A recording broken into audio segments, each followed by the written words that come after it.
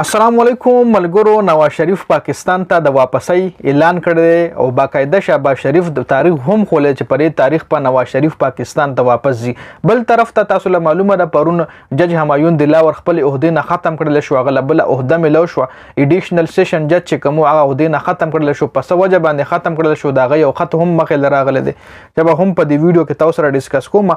بل الیکشن حواله سره هم سنوي اپډیټس دي اب هم په دې ویډیو کې تاسو سره ډیسکس کیږي. ویډیو خپل هم مکمل وګورئ او مخکې ملګرو سره ضرور شریک کړئ. ټونه پهله خو راځو جی د جج همایون دلاور خط طرف لا بیا د نواز شریف کم ټاپک ته چې پاکستان ته پریشا راځي او کناو کم تاریخ خو له پاغه بعد کې ډیسکشن کو او ټونه پهله خط طرف ته راځو چې کم ختم جج همایون د طرف لیکل شوی دی چې زما د عہده د ختم کړل شي وجه څه خو له د بدر سره هم ډیسکس کیږي. جی جج همایون دلاور خط لیکل ډیر مرګري وای چې اف ای ای ته لیکل ډیر مرګري وای چې مطلب نگران وزیر اعظم ته لیکل شوی دی. خو خط لیکل شوی دی چې جج همایون دلاور دا هغه جج د چې کوم جج د ایمن خان خلاف توشخانه کیس کې سزا سنو کړی و او ایمن خان د دې جج په فیصله باندې جیل کې پروت دی.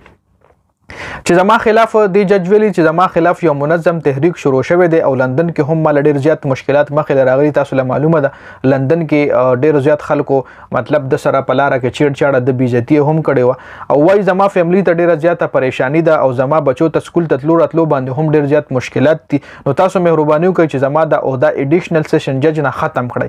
مطلب د چې ایډیشنل سیشن جج نه د عہده ځکه ختم کړل شو او بل ځای او زما د مطلب مال بل ځای کې زما بل ځای کې څه ټاسک لګوي مال بل ځای کې څه جواب راکړي د غزینه زما د عہده ختم کړي او بل جج همایون سره دا یره هم و چې حسنه زما عدالت کې سنا خوشګوار واقعیا راشي.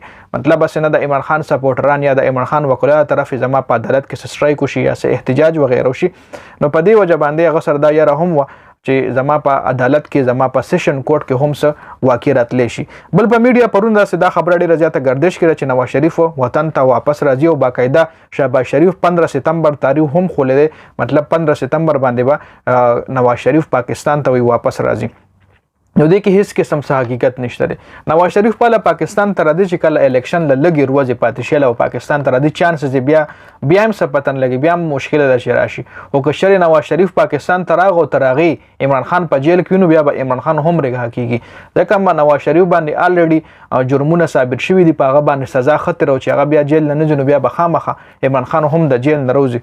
خیر هغه بد کې خبرې دي او ټونه پیله دا ډیسکس کوو. بل نواز شریف پاکستان ته واپس راتلو حواله سره د لندن دا خبر راغله چې نواز شریف په 15 سپتمبر پاکستان ته واپس ځي بلکې حاله به زی چې کله الیکشن ته لږ وخت پاتې شي.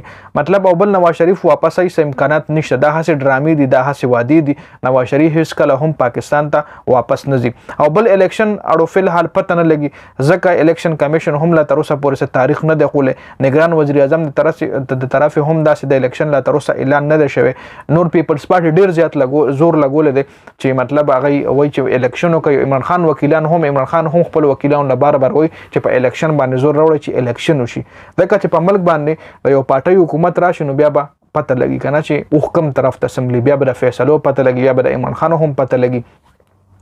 نو پیپلز پارټي هم په دې کوششونو کې ده او بار هغه نگران وزیر اعظم ته هم دا وایي چې تاسو ولې د الیکشن اعلان نه کوئ. نو د الیکشن لا فل علی پته نه لګي ځکه چې الیکشن اعلان نه د الیکشن کمیشن د طرف شوی دی نه د نگران وزیر اعظم د طرف شوی. ډیره زیاته مننه جی. والسلام.